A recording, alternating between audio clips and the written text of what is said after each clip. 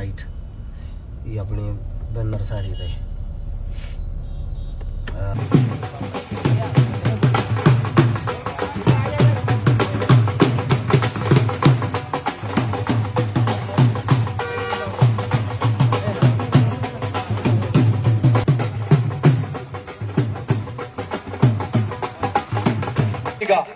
आइए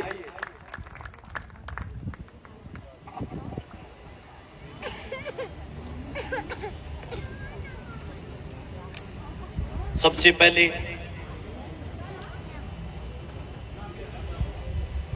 जितने भी मंच पर सम्मानित बुजुर्ग बैठे हैं, मेरी मातर शक्तियां, आवाज सुन रहे प्यारे बच्चे, सभी को हर्ष शिकारा की तरफ से हाथ जोड़कर राम राम।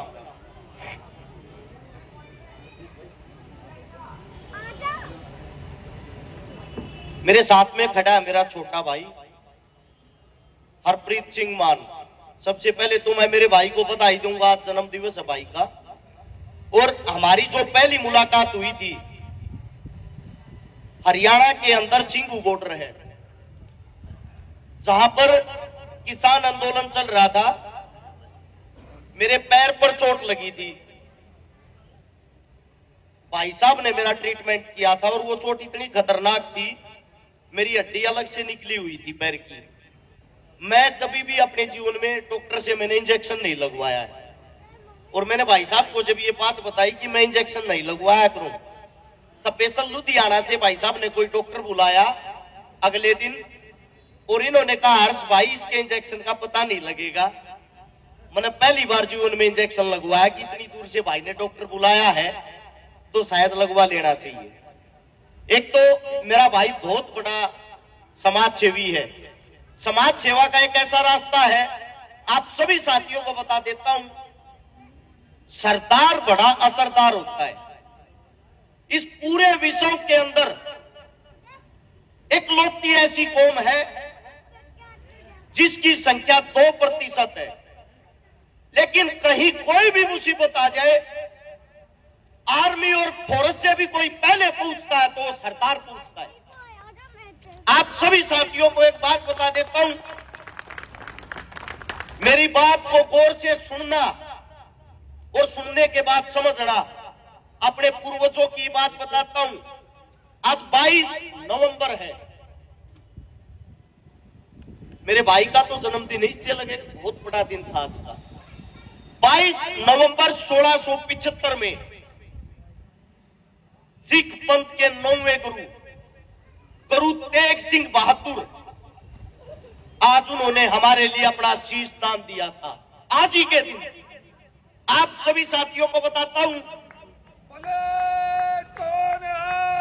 सत श्री अकाल। एक बारी तालियां ना बजाकर मेरी बात को सुनना और समझना, क्योंकि आज का जो माहौल है बहुत ज्यादा खराब कर रखा है सरकारों ने, नेताओं ने, हिंदुओं का, मुसलमानों का, सिखों का, आपस में भाई को भाई से लड़वाते हैं। हमारे पूर्वज कैसे जीते थे, वो हमारे लिए क्या करते थे, वो जानना बहुत जरूरी। आप सभी साथियों को बताऊं, गुरु तेग बहादुर साहब औरंगजेब के पास दिल्ली में कैद थे, और औरंगजेब बोला मुसलमान धर्म अपनाता है या ऐसे नहीं मानेगा।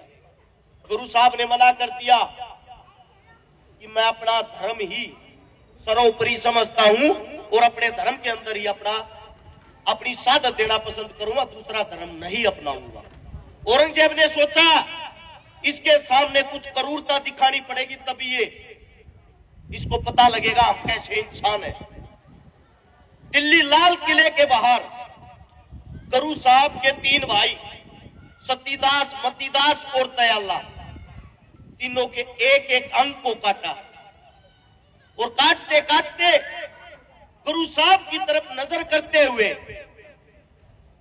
ये कहते हैं, बोल मुस्लिम धर्म अपनाता या नहीं अपनाता। गुरु साहब के तीनों भाई और गुरु साहब जब उनका एक एक अंग काटा जा रहा था, मर्दान की आवाज में चिल्ला रहे थे, बोले सो निहाल। और ये बात 11 नवंबर 1675 की है, जब उनके शव को काट कर दिल्ली के चारों तरफ लटका दिया गया। वो लड़ाई गुरु साहब किसके लिए लड़ रहे थे? कश्मीरी जो पंडित थे, उन कश्मीरी पंडितों को मुसलमान बनाना चाहता था औरंगजेब। जो हिंदू थे उनको मुसलमान बनाना चाहता था, जो सिख थे उनको मुसलमान बनाना चाहता था। अब ये बातें सुनकर मेरे कई साथी क्या सोचते हैं? वो सोचते हैं कि मुसलमान इसका मतलब इतने गंदे हैं। सबसे पहले आपको उस बात को समझना चाहिए, वो मुसलमान मुगल थे, वो हमारे मुसलमान नहीं थे, वो बाहर के मुसलमान थे। जिस वक्त वो हमारे पर जुर्म करते थे, हमारा मुसलमान हमारे साथ मिलकर हिंदुस्तान के लिए साथ देता था। इसलिए आप इस फर्क को समझने की कोशिश करो। आज के वक्त जो हिंदू मुसलमान को लड़वाता है, हिंदू मुसलमान के ऊपर जो राजनीति करता है, वो हमारे मुसलमान नहीं थे, वो मुगल बाहर के मुसलमान थे। हमारे मुसलमानों ने तो हिंदुस्तान के अंदर मुगलों को अपनी लड़की तक भी नहीं दी थी, शादी तक भी नहीं की थी। आप सभी साथियों को बता देता हूं, हरप्रीत भाई, आपका हमारा क्या प्यार है।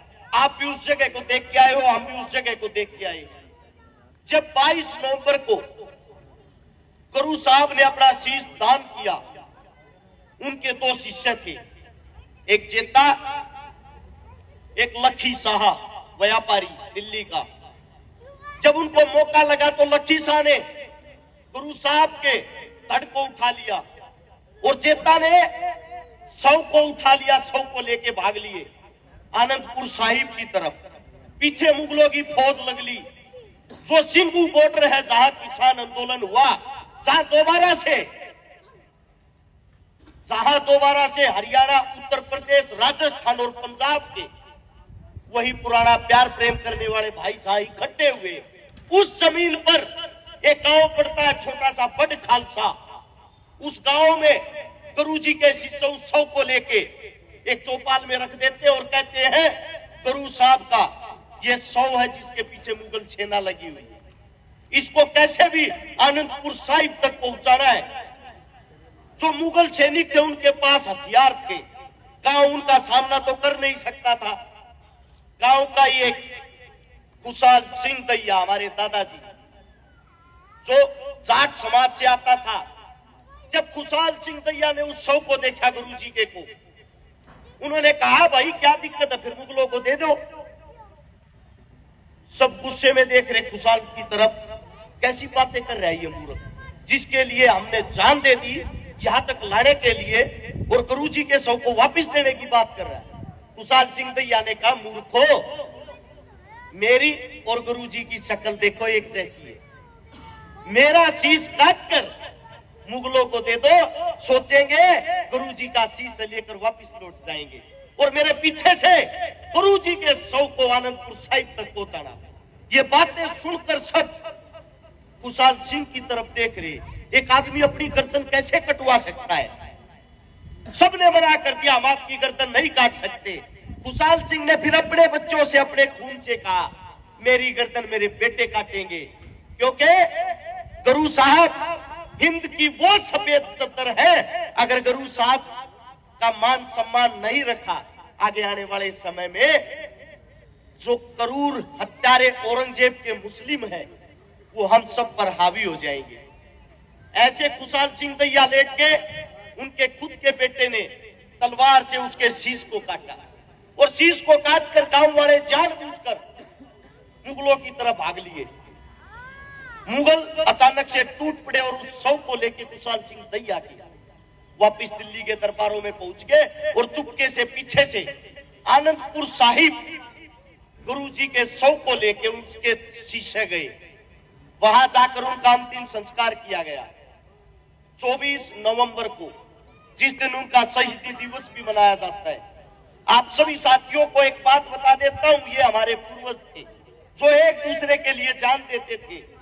ये हमारे हिंदू मुसलमान सिख का भाईचारा था, जो एक दूसरे के लिए उसकी छाती से पहले अपनी छाती अड़ाकर कटने मरने तक का प्यार प्रेम निभाते थे। एक आज का दिन है, आज आप लोग एक ऐसे गुलाम हो गए हो, आपके आपके बीच में कांग्रेस का, बीजेपी का, किसी अन्य पार्टी का एक नेता आएगा, सिर्फ एक नेता, और आपके बीच में जहरीली 4 ऐसी बातें बोलेगा कि आप अपने ही भाई को दुश्मन की नजरों से देखने लग जाओगे।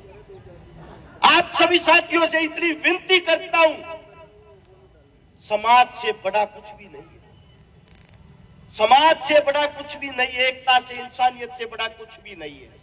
दूसरी बात, मेरे भाई ने एक वृद्धाश्रम जिसका आज उद्घाटन करेंगे,